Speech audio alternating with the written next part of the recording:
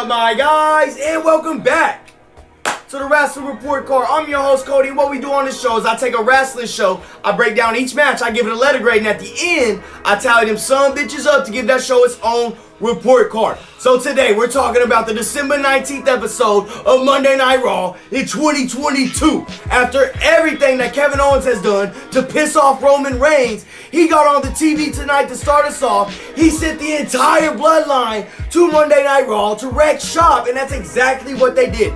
Not only did they lay out almost 10 members of the roster backstage, but they were involved in multiple big matches throughout the night. And I tell you what, the Monday Night Raw tonight was just a bloodline brigade. And you had Seth Rollins get involved in all that, so you know anytime Seth Rollins and Roman Reigns are mentioned in the same sentence, we gotta keep a close eye on that. Plus, you had two of the four horsewomen in action as Becky Lynch took on Bayley, as well as a ladder match for $900 bajillion between The Miz and Dexter Loomis. So as y'all can tell, we got a lot to talk about. So without further ado, go on and buckle up your seatbelts. And let's get to grading. We start the night off with the Tribal Chief addressing some issues, and let me tell you, he is not in a good mood, my guy. He's tired of Kevin Owens constantly getting involved in bloodline business, and now KO's got John Cena to be his tag team partner next week? Come on, Roman's so pissed off that he unleashed the bloodline on Monday Night Raw to open a can of whoop ass, on everyone in that Raw locker room. But we gotta move on, because up next in first action of the night, we got the Judgment Day taking on the Street Profits. Now, ringside, we have Akira Tozawa, Dom, and Rhea Ripley all there. And I gotta tell you what, this sumbitch was physical as hell. Damian Priest was just on a tear tonight and even went on to land the South of Heaven chokeslam. But this time, Tozawa made his way over to Rhea and Dom with a cup of that feel-good syrup. He looked like he was going to take a sip. He did it. He splashed it at Rhea, but she ducked, sending it straight into Dom's eyes. And don't forget that his eyes got injured last week as well when Asuka sent that green mist directly into them. Well, I guess eye issues running the Mysterio family, so keep that guy away from Seth Rollins, okay? During all of this, the Street Profits were somehow able to take advantage and ended up coming away with the 1, 2, 3. For that opening match, I'm going to give it a B. I thought that was pretty entertaining, but don't go far, because after the match, I shit you not, Rhea Ripley came down the ring and just laid Tozawa out with one right, or it might have been a left, I don't know, before calling him out for a match. So we come back from the break, and yeah, this is actually happening, I guess. So, Miss Ripley went on to just dog walk poor Tozawa. I tell you what, she whooped that man so bad Amber Heard was calling asking her for pointers. Then, as soon as Tozawa finally started getting some momentum going, Finn Balor got involved, tripping him from the outside of the ring, and then boom, here come the Street Profits flying over the top rope, taking out both Priest and Balor. Back in the ring, with Ripley down, Tozawa took flight as he hit the skies for that senton of his, but there was no one home. Rhea quickly hit the riptide and got the 1, 2, 3 over Tozawa. Man, it's like China 2.0 up here. Now, if I gotta grade that match, I'm gonna give this C+. Was it sloppy at times? Yes, but watching Rhea Ripley beat a grown-ass man on live TV, I mean, that's always dope to see. You can't tell me it ain't. Well, we gotta move on, because next up we got tag team action as we have Gallows and Anderson taking on the Alpha Academy. Thank you. And are we finally getting the Otis face turn? Not only was this crowd chanting, "We want Otis," but the big guy's finally got his facial hair back. Thank God. If that does happen, I hope we push both men to the moon, because they both got a ton of talent. On to the match. After the break, Otis was able to hit the discus lariat, but unfortunately, Chad Gable wasn't able to capitalize as he got hit with the Magic Killer to give the Good Brothers the 1, 2, 3. That was a solid little tag match. I'm going to give it a B-, but just like that first match, don't go far. So, at this point in the night, the Bloodline had already taken out Elias, Dolph Ziggler, Cedric, Mustafa Ali, and multiple others in a series of horrendous backstage assaults. But now, they made their way down to the ring as the OC were celebrating their victory, ready to go down a couple of pipes, a Busch Light, The Bloodline popped out and started laying waste to all three of them. After the break, a frustrated Scrap Daddy Pierce came down with the entire security detail to escort the Bloodline out. Surprisingly, they left on their own accord willingly, but Just when they made it to the stop of the ramp, in comes AJ Styles flying in out of nowhere, and all hell broke loose. Backstage, Adam Pearce and AJ had a heated exchange, which resulted in AJ Styles getting a match later on against the honorary Usos, Sami Zayn. I mean, I'm gonna give that a B+. I really love the Bloodline angle tonight. We need to do more of that with them while Roman's still the champ. But we move on because backstage, in a sit-down interview between Alexa Bliss and Bianca Belair, Bliss continued on with her fiendish ways as she smashed a vase over the champ's head to end the interview. That's what I'm talking about, big dog. Up next, though, we got a big match on the line.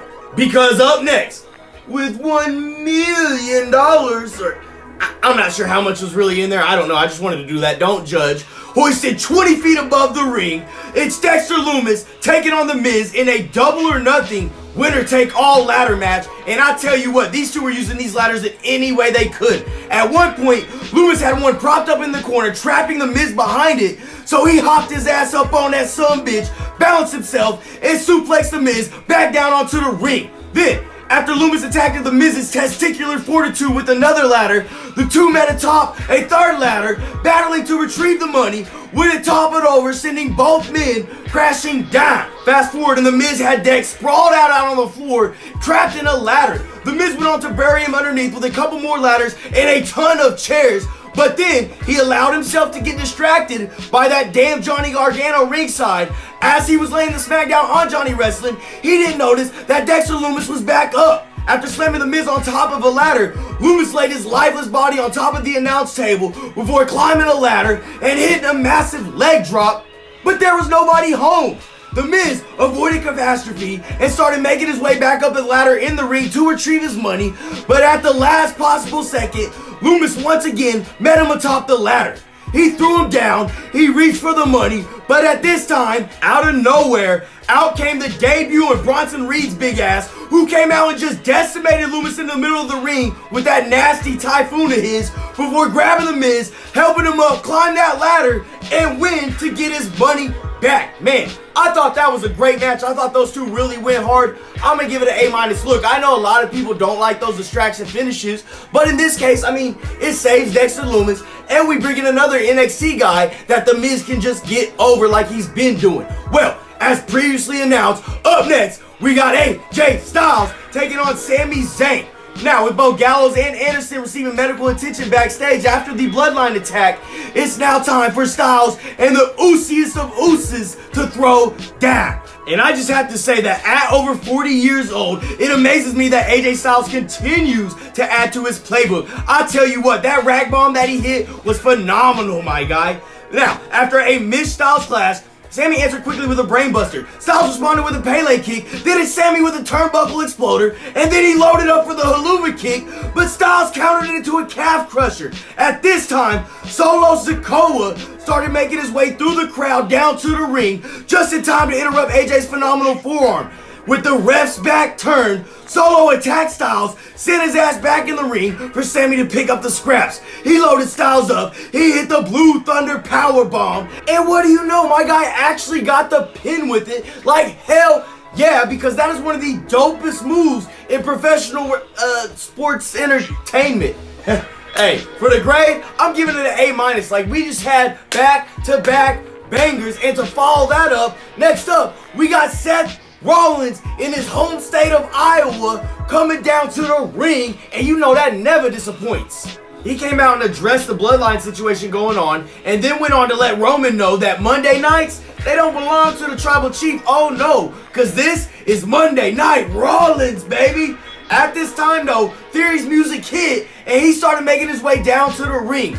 First, he sent a little shot over at John Cena before moving on to Seth Rollins, and he let him know, hey bud, it's time to pass the torch. So, Seth let him know, hey kid, you ain't on my level, and Theory loves being called kid, by the way. We all know that. Theory did fire back though. He said that Seth, you just the third best member of the Shield, my guy. Ooh, and yeah, that got Seth all fired up. But before anything happened, at this time, the Usos showed up ringside, and Seth said, hey, Theory, we'll deal with this later. Well, Theory had other ideas as he just bounced and left Seth high and dry in the ring with both the Usos. So Seth gets to scrapping with both of them in the ring when a man who caused all of this with the bloodline, Kevin Owens' music hit, and he made his way down to the ring, and these four just started throwing down. Scrap Daddy Pierce and company ran down to separate them, but not before KO grabbed the mic and issued a tag team challenge. So in the main event, Scrap Daddy Pierce made it official, and later on, it will be the Usos taking on the team of Kevin Owens and Seth Rollins. Hey, for that promo, for all that we got out of that, I'm going to give it a B+.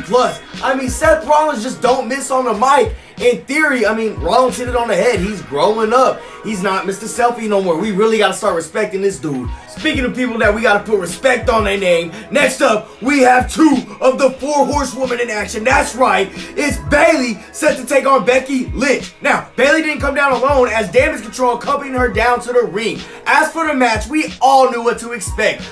There's absolutely no denying the chemistry that these two ladies have with each other.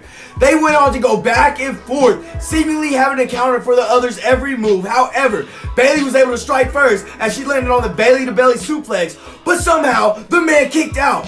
Becky then reached deep in her arsenal as she flipped over Bayley and hit the Diamond Dust Stunner, and I tell you what, that move was clean, my guy.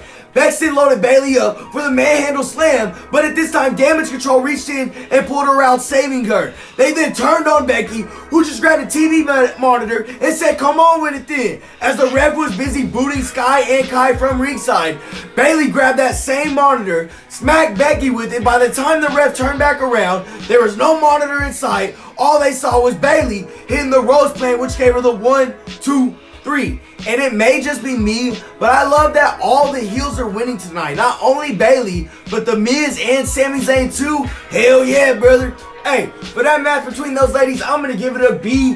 What a great match. But y'all, you know what time of the show it is. That's enough time for the talk, because it's time for the main event. We got Seth Rollins teaming up with Kevin Owens, and they're taking on the tag team champions, the Usos. And we didn't even wait for the bell to ring to get this son-of-a-bitch started right here. And I tell you what, these are just four guys who want to beat the holy hell out of each other. And lucky for us, they did that. And all four, they can just flat out go in the ring. And you have bodies flying everywhere tonight, my guy. The Usos look to cap off their night of doing the Tribal Chief's dirty work by handing out the last ass whooping to two of Roman Reigns' biggest nemesis, I don't know. Correct me in the comments. Now, as Jimmy and KO were throwing down in the ring, once again, down came Solo Sikoa. Before he could do anything, out came Gallows and Anderson. They're back, and it's just utter chaos here in Des Moines. Back in the ring, Rollins and KO hit back-to-back tope suicidas, wiping damn near everybody out ringside. I tell you what. Then, Seth Rollins landed a stomp on Jey Uso outside of the ring, but at this time, Austin Theory popped up from behind the barricade and just laid Seth Rollins out with his United States title. Back in the ring, KO and Jimmy traded super kicks before KO caught Jimmy coming off the ropes. He hit the pop-up powerbomb, and by God, he got the 1, 2, 3. After the match, KO's old pal Sami Zayn slithered his little way back into the ring, but Owens caught him before he could blindside him in any way at all, and he sent the Usologist on his way with his tail tucked between his legs. And I tell you what, I don't think the Tribal Chief is happy about that. I feel sorry for the Bloodline. They gonna have to get dealt with tonight. But I gotta give that a grade. For that main event, I'm giving it an A-. Again, just another great match. A lot of crazy stuff going around. And this is how Monday Night Raw is supposed to be. Thank you, Triple H. Man, I'm out of breath. I've been talking a lot. I'm sorry. I know I'm annoying. Well, with that being said, we got to the end of another report card, and y'all know the drill. We got all the grades in. Let's go and take a look at that report card. After tallying everything up, we came out with a final letter grade of a B+. That's right, at 87%. And again, Triple H is cooking, my guy. Speaking of cooking, that's OG Bobby Knifehawk on the beat. You know he's cooking as well. I want to say shout out to my guy. I appreciate you. Hey, I appreciate everybody that does tune in. If you haven't already, please like the video. You can comment, tell me how dumb I am. If you haven't subscribed already, that would be kind of cool too. Other than that, y'all know it's me. I'm Cody. Everybody stay safe and have a nice day.